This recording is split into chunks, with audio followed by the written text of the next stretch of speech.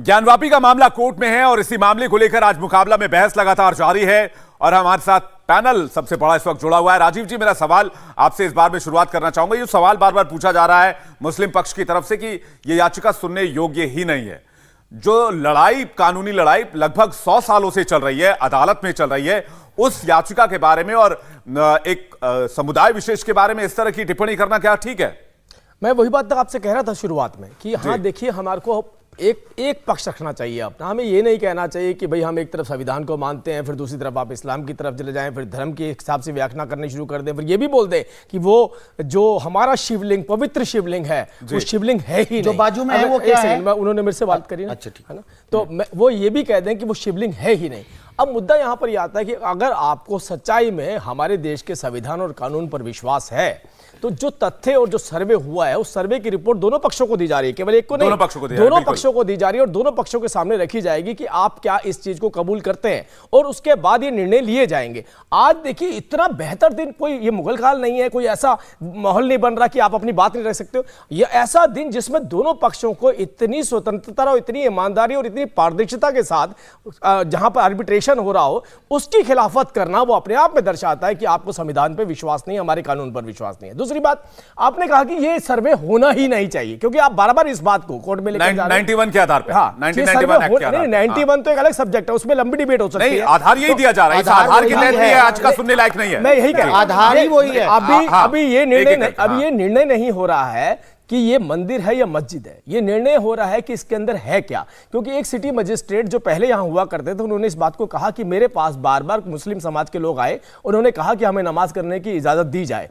जब वो अंदर गए उस तथाकथित मस्जिद के अंदर, तो उन्होंने कहा कि मैंने अंदर जाते ही उन मुसलमानों से कहा कि देखिए, मंदिर जैसे स्वरूप में क्या आप नमाज पढ़ सकते हैं? और दूसरी बात, आप जिस जगह पर नमाज पढ़ने की बात कर रहे हैं, अगर औरंगजेब के हिसाब से वो सच्चाई है जो आलमगिरी में लिखी गई है, तो वो मस्जिद बन ही नहीं सकती किसी भी हिसाब से, चाहे कुरान के हिसाब से भी लीजिए कि आप किसी दूसरे धर्म के धार्मिक स्थल को तोड़ के अगर मस्जिद बनाते हैं, तो कुरान में भी ये लिखा है कि वो आपकी नमाज कबूल नहीं होती है उसकी। तो मुद्दा यहां पर है कि आपको एक पक्ष, या तो आप इस्लाम के आधार पर चर्चा करें, या संविधान के आधार पर चर्चा करें, या इतिहास के आधार पर चर्चा करें। आप मिक्स करके चर्चा करके बीच में से निकल नहीं सकते। तो तीनों में कहीं आधार नहीं बन रहा ना हाजी खान साहब। मेहरुद्दीन जी, इसके बाद में आ रहा हूं, आधार तीनों में नहीं बन रहा। जैसे कि राजीव जेटली कह रहे हैं कि वहां पर औरंगजेब के समय में मंदिर तोड़कर मस्जिद बनवाई गई, ऐसी जगह से नमाज कबूल नहीं होती। दूसरा, ये जो सर्वे में वीडियोग्राफी और फोटोग्राफी हुई, उसमें हिंदू पक्ष ये दावा कर रहा है कि ज्यादा सबूत उनके पक्ष में और जो तस्वीरें सामने है वो भी उनके पक्ष में है।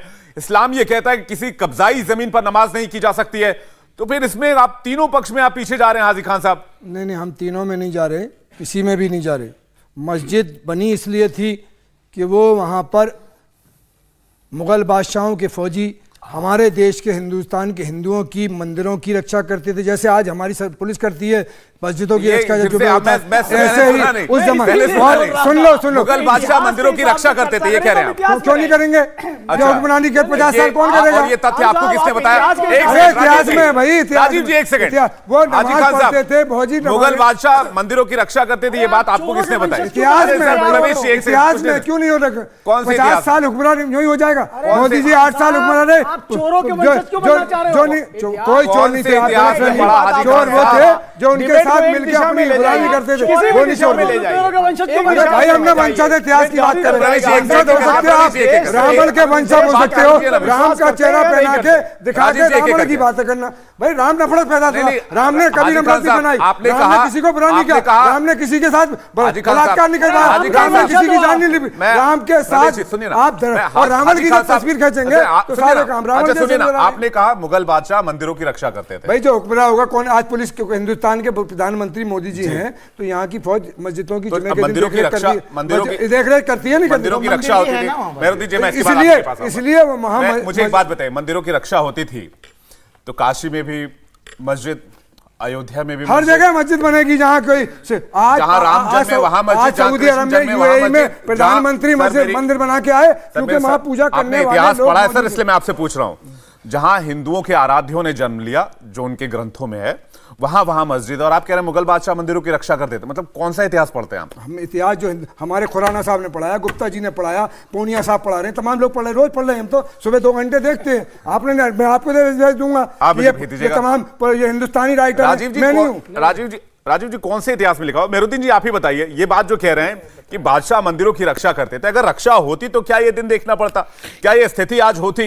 क्या गंगा जमुनी तहजीब की बात जो आज की जा रही है, उनकी बारी है ना? ये गंगा जमुनी तहजीब की ही मिसाल है कि जो मंदिर है वही मस्जिद है। यही गंगा जमुना नहीं तो हिंदू पक्ष तो ये कह रहा है। मैं आपको बता देता हूं, एक फैक्ट और बता रहा हूं, मैं एक फैक्ट और बता रहा हूं आपको। मंदिर नीचे मस्जिद ऊपर है, हिंदू पक्ष हाजी खान साहब, अब देखिए आप यहाँ भी इंक्रोचमेंट कर रहे हैं, अब आप उनका अतिक्रमण कर रहे हैं, उनको बोलने दिया, उनकी बारी है। जिनके घर में हाजी खान साहब सब्र रखिए, देखिए सब्र रखिए, सब्र का फल मीठा होता है। मेहरुद्दीन जी आज से 53 साल पहले हाँ जी सर। जो आज मथुरा का भी मुद्दा उठ रहा है, उसमें दोनों पक्ष बैठे, ठीक बात।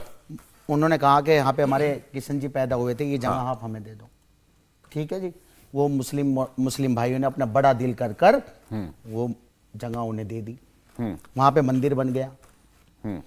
अब जो हमारी जगह बची थी, अब उस पे फिर दावा कर रहे हैं। तो मैं यही बताना चाहता हूं, इस देश में मुसलमानों के साथ जो अल्पसंख्यक हैं उनके साथ जास्ती जुल्म होने का जो प्रोपेगेंडा बीजेपी चला रही है, एजेंडा चला रही है, आरएसएस चला रही है, बजरंग दल चला रही है, ये राजीव जी से एक जवाब ले लूं। सरकार उनकी है, प्रवक्ता वो बीजेपी के हैं, ठीक है? अयोध्या आपका सवाल आ गया, काशी मथुरा बाकी है। आपका सवाल आ गया।